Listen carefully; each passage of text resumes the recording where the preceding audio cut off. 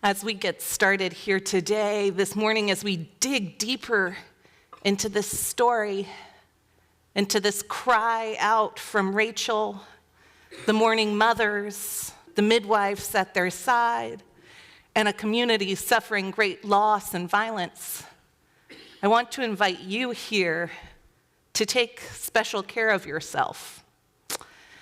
These losses and pains we'll discuss are tender spots for many of us.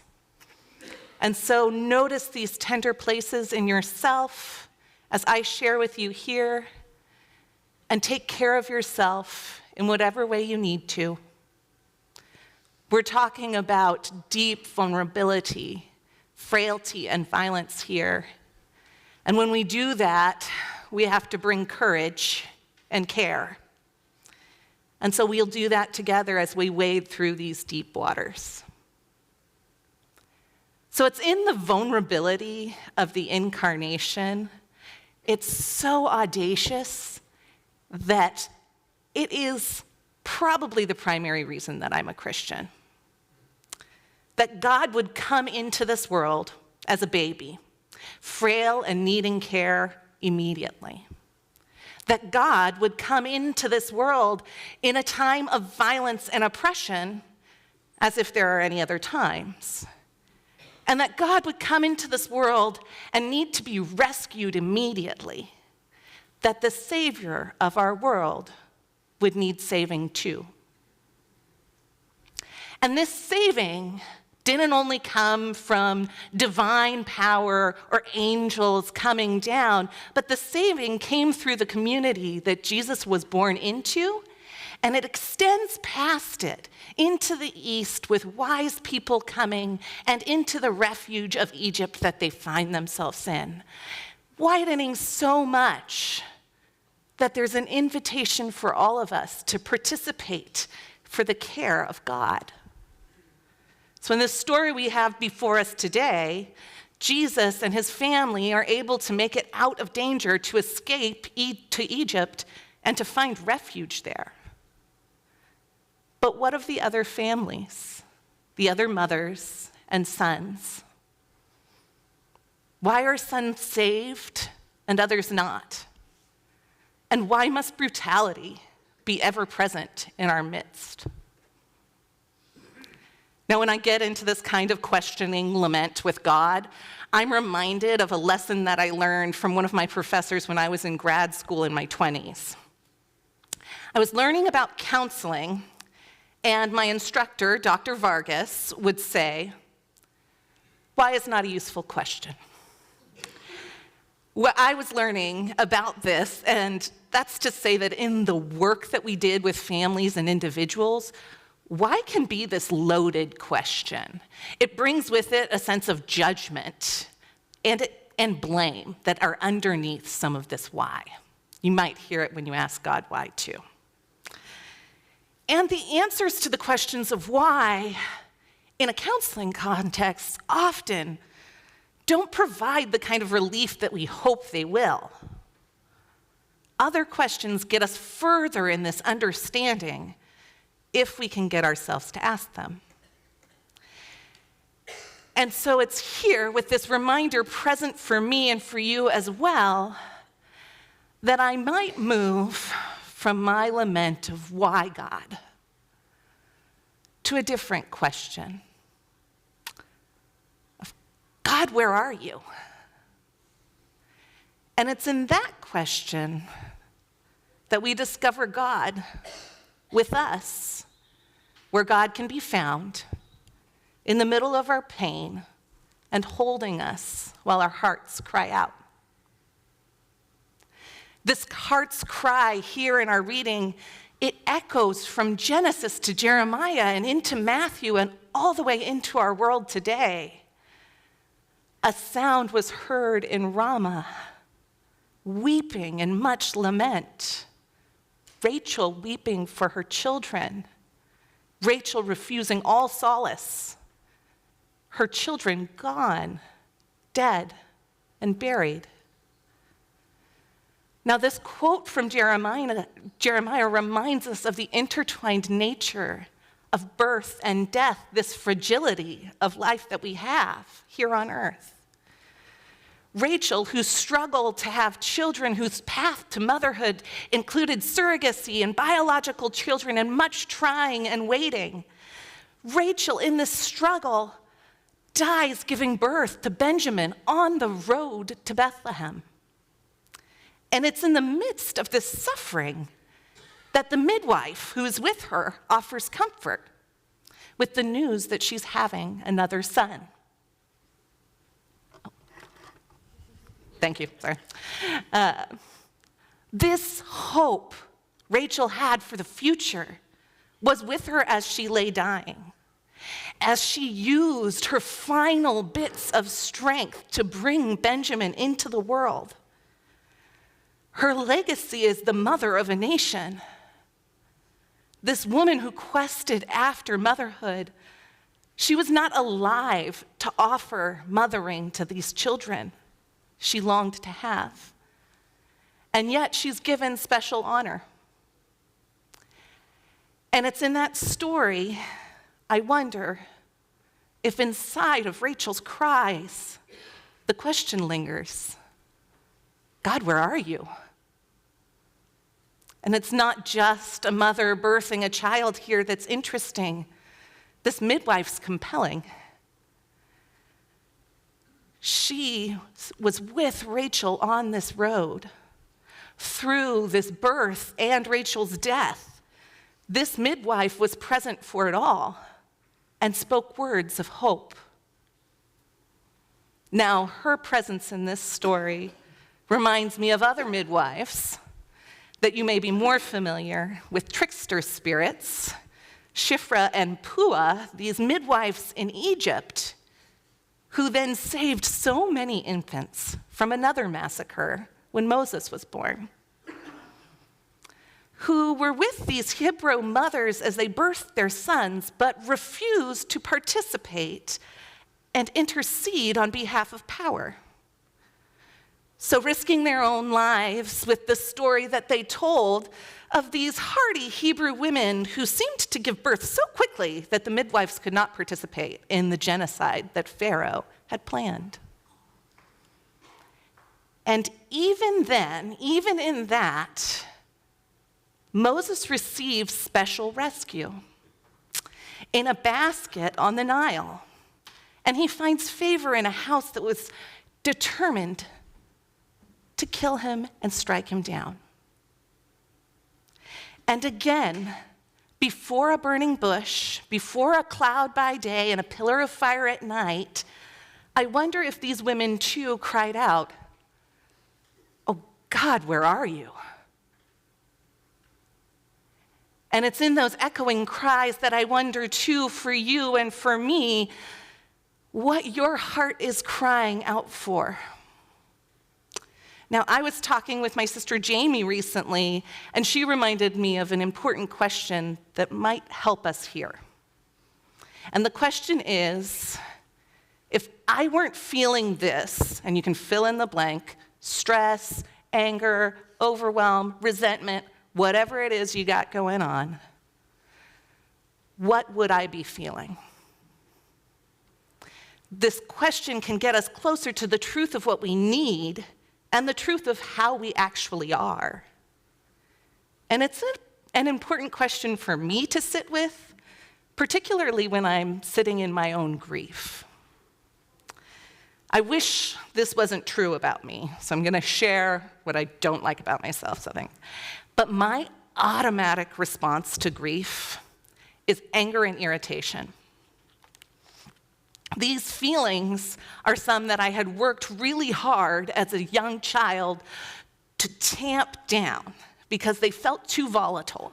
They felt out of control. And so, as I grew and became an adult, I learned to make some friendship with these feelings and to reclaim them and find out what they're telling me and what they have to teach me in a moment. But they're still not my favorites. And so, when my father died about 1.5 years ago, I was so angry. He died suddenly and with no warning. And I was unprepared for the shock, and I was unmoored.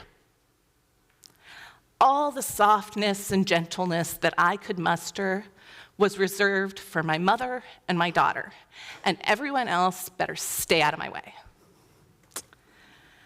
I was off my axis, and in so was sort of this sense of organized rage that was accomplishing tasks, but not sitting tenderly with myself or with those around me. Now, having spent time with grief, and not just my own, but also as a bereavement counselor in hospice, I know that this anger is not something that just happens to me, but that a lot of us experience that in our grief.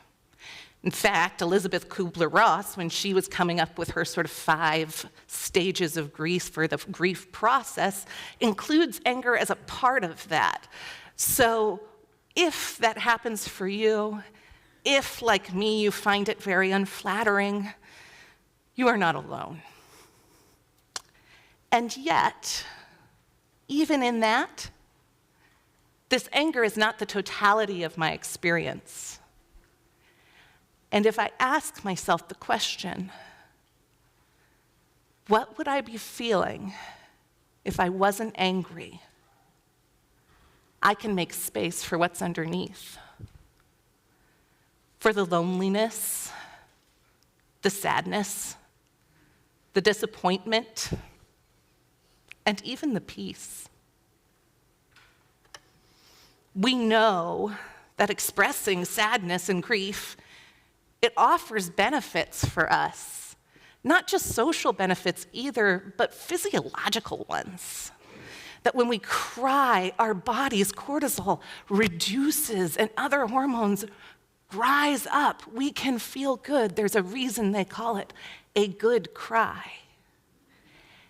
And socially, if I share my grief with you, if you see my sadness, we have been designed to respond to that sadness and care for one another. There is something automatic that happens for us, that we're drawn to people and want to care for them. It's in this sharing of grief and its expression that healing gets to come.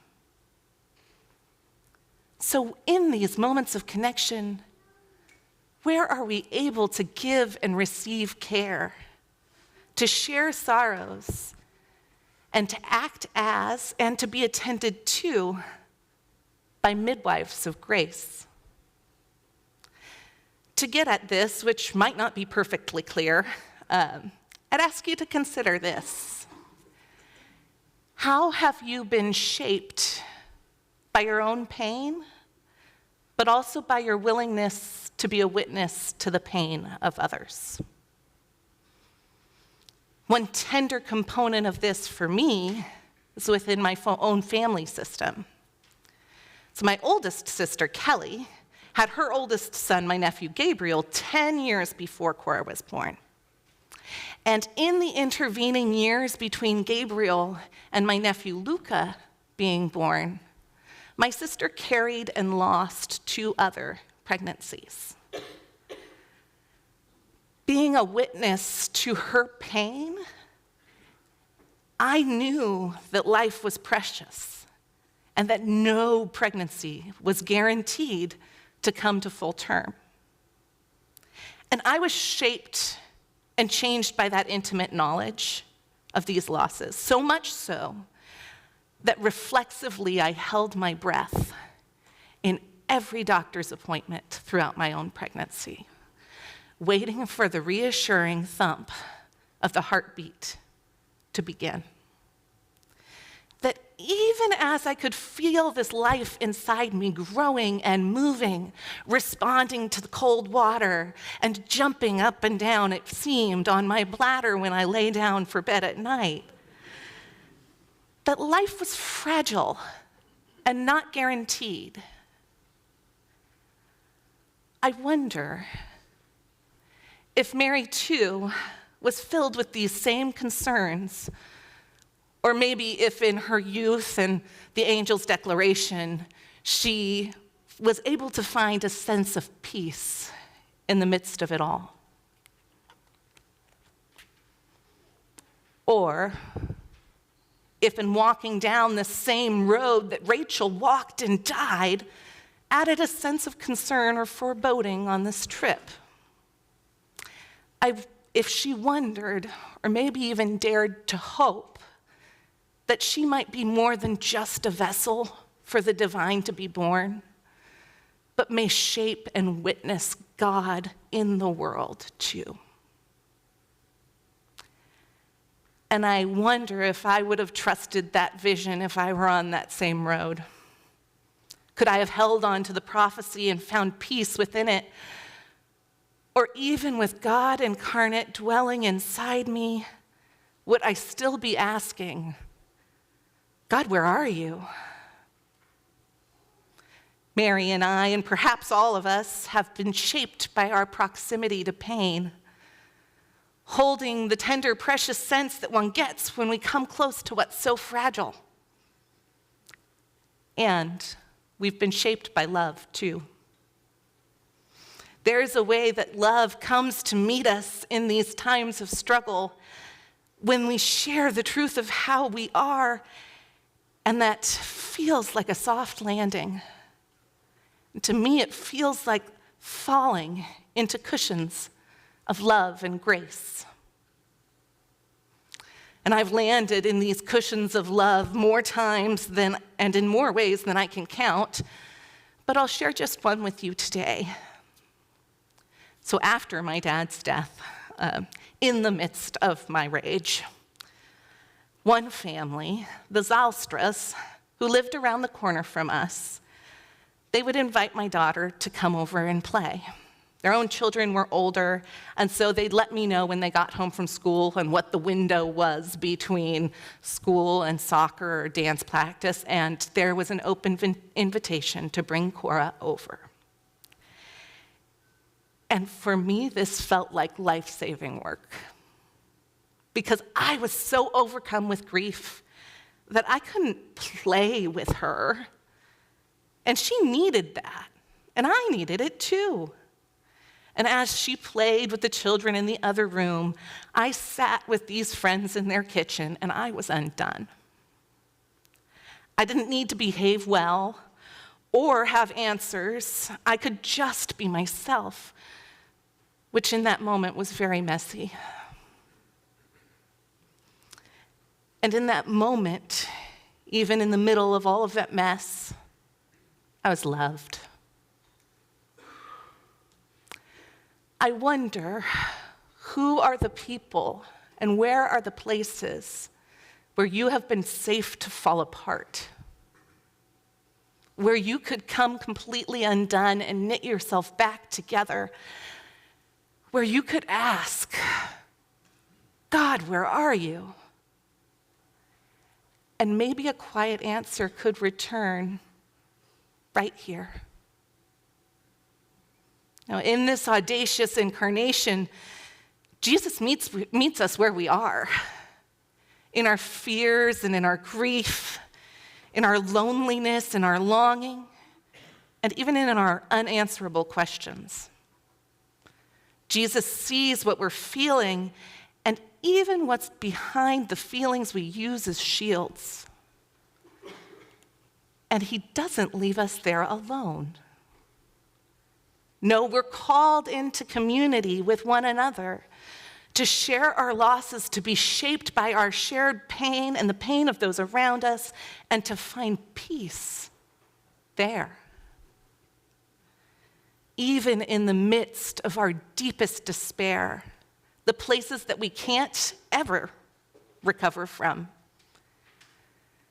May we find soft landing spots, and may we be soft landing spots, so that we may all fall into these cushions of love and of grace and of peace that wait for us there.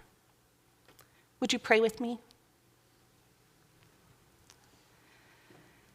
Emmanuel, God with us, you show up in unexpected places, in joy and in pain, in singing and in silence, and you are with us still.